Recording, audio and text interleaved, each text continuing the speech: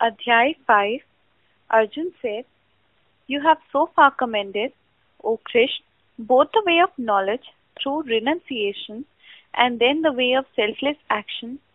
So now tell me which one of the two is decidedly more propitious." The Lord said, "Both renunciation and selfless action achieve salvation.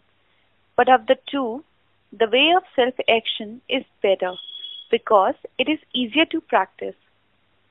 He, O the mighty arm, who envies none and desires nothing is too fit to be regarded as a true sannyasi and liberated from the conflict of passion and repugnance.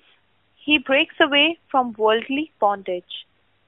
It is the ignorant rather than men of wisdom who makes a distinction between the way of knowledge and the way of selfish action, for he who dwells well in any one of the two attains to God.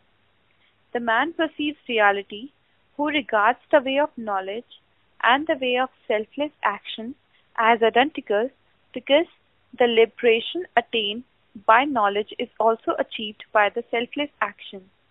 But O the mighty arm, renunciation is highly impossible to achieve without selfless action, but the one whose mind is set on God is soon united with him.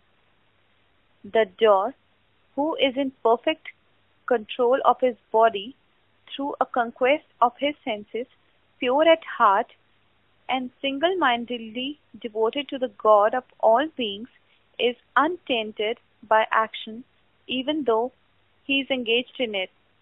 The man who perceives in whatever he is doing, whether hearing, touching, smelling, eating, walking, sleeping, breathing, giving up or ceasing, and opening or closing his eyes, that only his senses are acting according to their properties, and that he himself is a non-doer, is indeed the one with true knowledge. The man who acts, dedicating all his actions to God and abandoning all attachment, is untouched by sin, as a lotus leaf is untouched by water.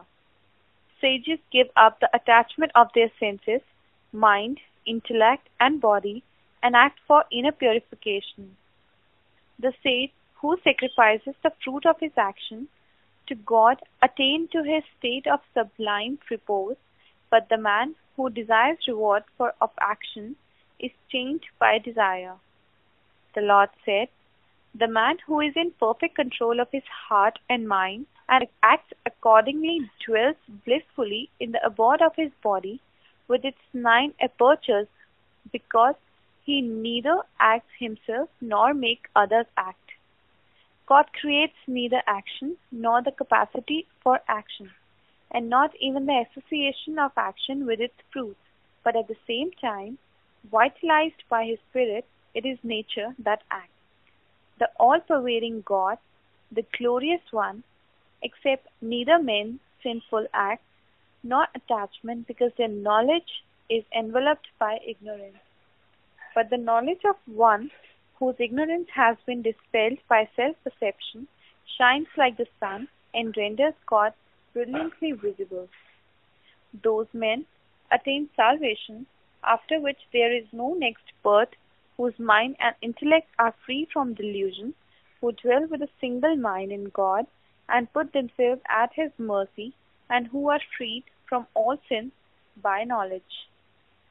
Sages, who looks evenly at a Brahmin, a cow, an elephant, a dog, and even the most despicable of men, are blessed with the highest degree of knowledge. They who achieve the state of equality conquer the whole world within the mortal life itself, because they rest in God, who is also unblemished and impartial.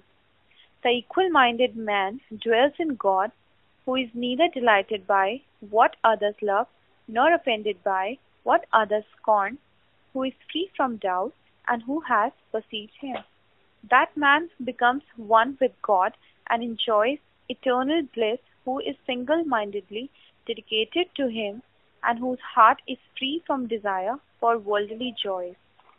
Since the pleasures arising from association of senses with their objects are a cause of grief and are transitory, O son of Kunti, men of wisdom do not desire them.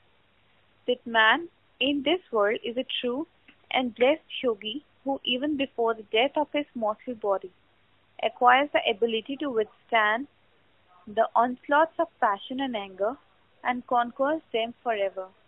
The man who knows his self and whose happiness and peace lie within merges into God, and he attains to the final beatitude that lies in him. They attain to the eternal peace of God, whose sins have been destroyed by the perception and whose doubts are resolved, and who are single-mindedly concerned with the God of all the beings.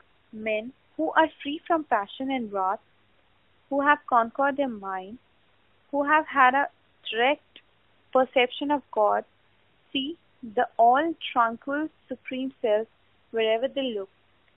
The Lord said, the sage is liberated forever who shuts out of his mind all the objects of sensual pleasure, keeping his eyes central between the two brows, regulates his prana and apan, conquers his senses, mind, and intellect, and whose mind is fixed on salvation.